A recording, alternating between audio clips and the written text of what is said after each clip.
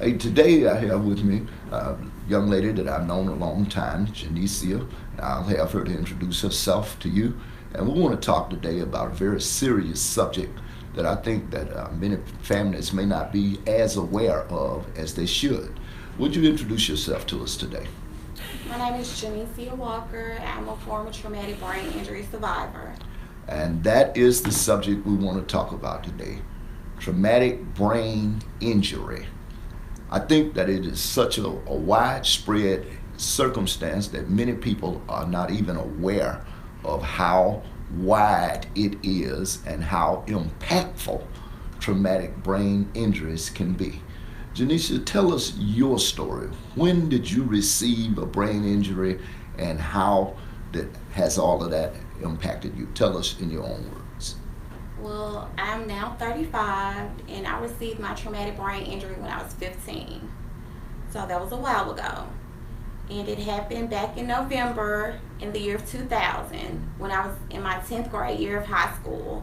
And it actually happened right here, not too far from this church, right off of Jefferson Avenue. A drunk driver came across the center line in the road and hit us in a head-on collision. And as far-fetched as it might sound, her car hit us so hard, the impact was so powerful where her car went up in the air and bounced up 3 times and crushed our car 3 times. So out of everybody in the car, I was hurt worse, then my younger brother, then my mother. Okay. And all three of you had to be hospitalized? Myself as well as my younger brother. My Okay. mother, she had to go to the hospital, but she was able to get out and able to come to Children's Hospital to come see about myself and my brother. Okay. How long were you in the hospital We as a were result in of the that? hospital from November to December, and we got released at the end of December, and it was like an outpatient thing where we had to go back every 2 weeks back and forth to the hospital. So it was sort of kind of like we lived at the hospital. Okay. All right. Now, earlier when we were talking, you mentioned that the injury was so severe that at first you didn't know that you were even alive. That you mentioned that you tell me, what was that like? You were in a coma state?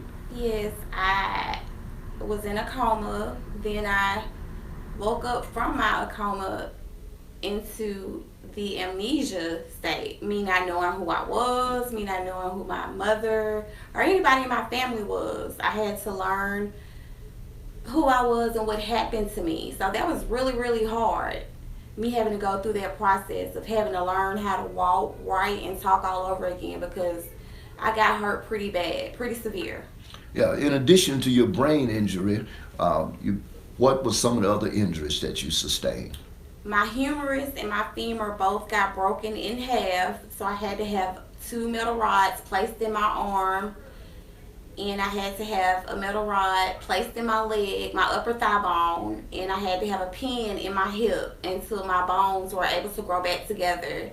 And they were able to take the 2 metal rods out of my arm because my arm grew skinny by them having a cast on, and every time I would move my arm, the 2 metal rods would like vibrate.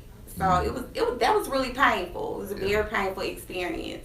And I also had nerve damage to everything on the right side of my body. Wow, for a girl 15 years old, sophomore in high school, and this injury occurs in November.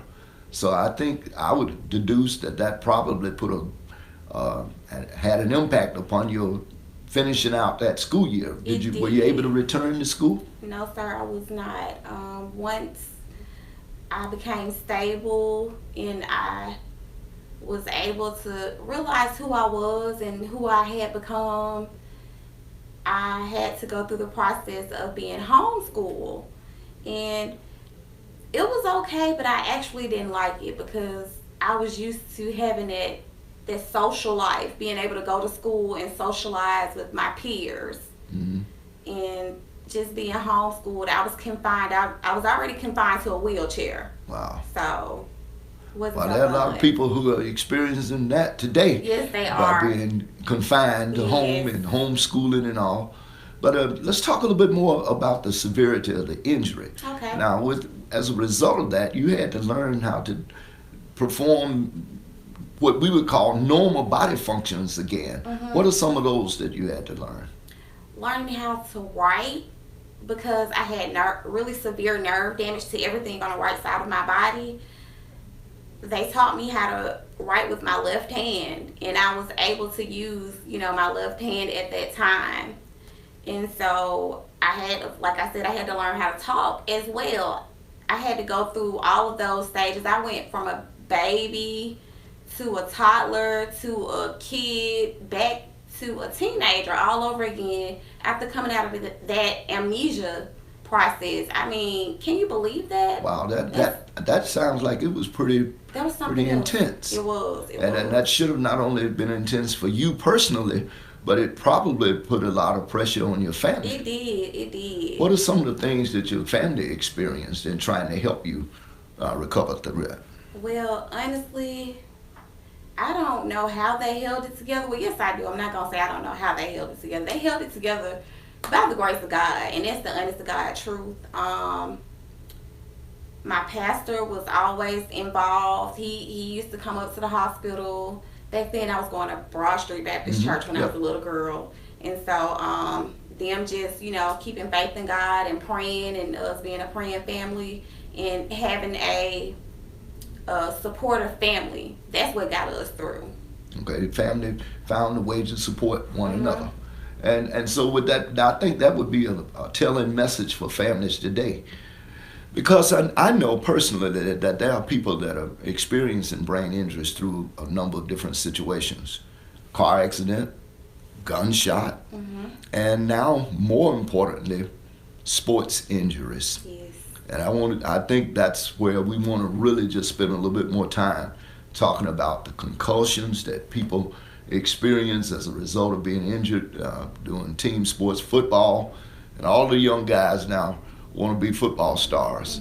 But you notice that even the National Football League has changed their rules, kickoffs and other things where those violent collisions take place.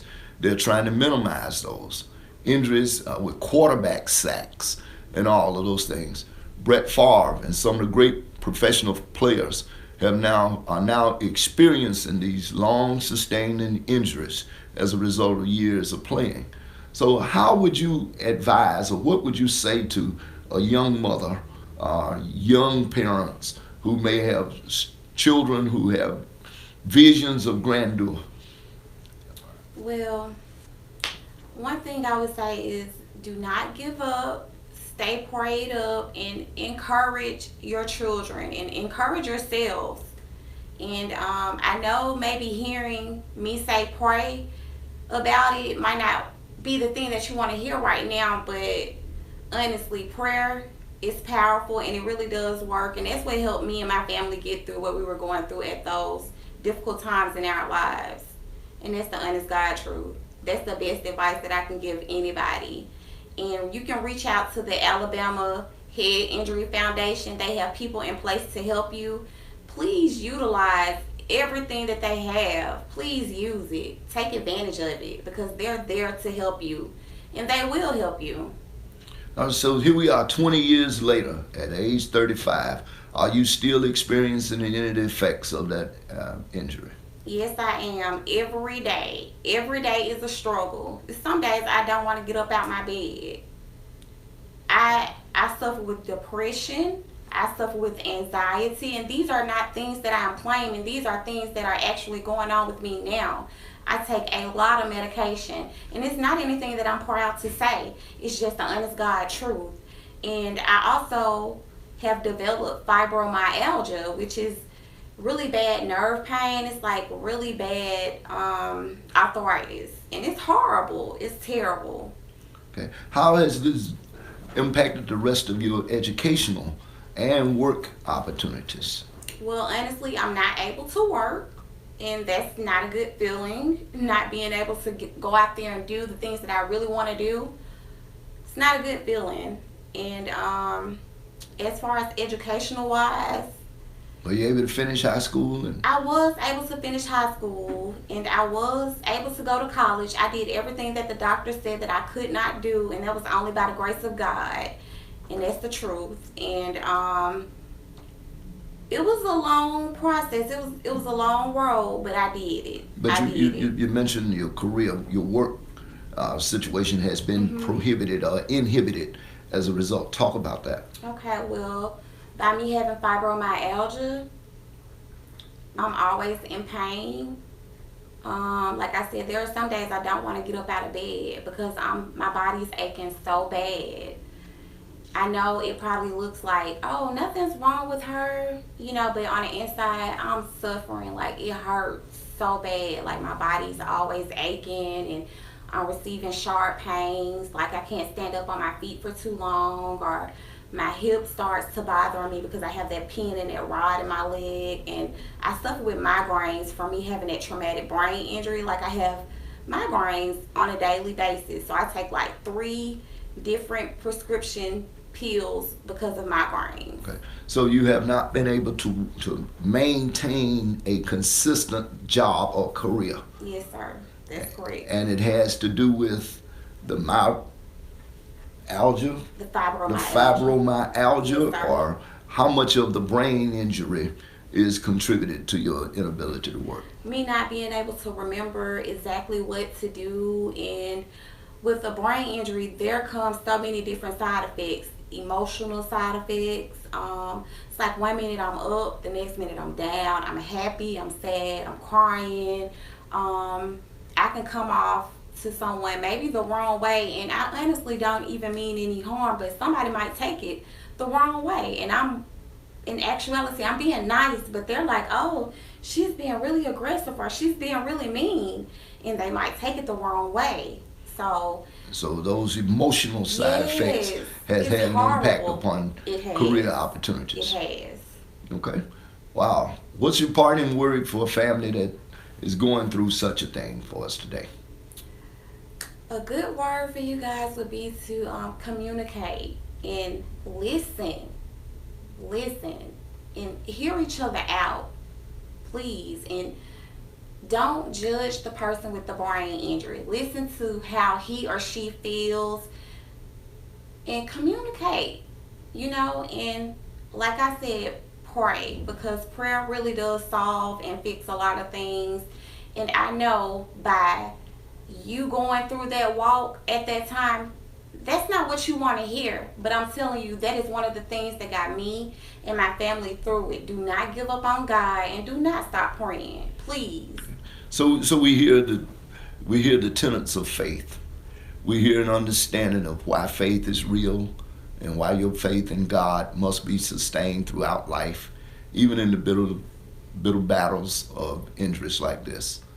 And maybe next time we'll bring some young athletes in, or some coaches in, or some others to talk about ways in which we might be able to help prevent young people from suffering through. I said earlier that I mentioned Muhammad Ali, how the greatest fighter ever suffered at the end because his brain had been rattled loose from all of those blows to the head. So there's so many ways. Car accidents. I remember another student that attended church here was injured brain through a gunshot wound. And so there are many ways in which this particular circumstance is brought upon us. Well, in wrapping up, I want to say there you have it. You have the testimony of a person who has lived through this for 20 years. And she testifies that her faith in God has been key. And she also mentioned the need to have a support system. And I think those are the 2 elements that bring the church together, is our common faith in God and our need to support one another.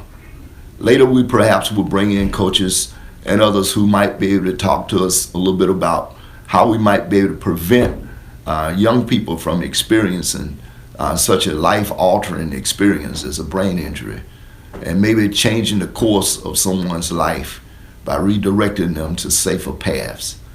With Michael Wesley as your senior pastor, Janicia Walker, we thank you for joining in with us to discuss this very important subject. God bless.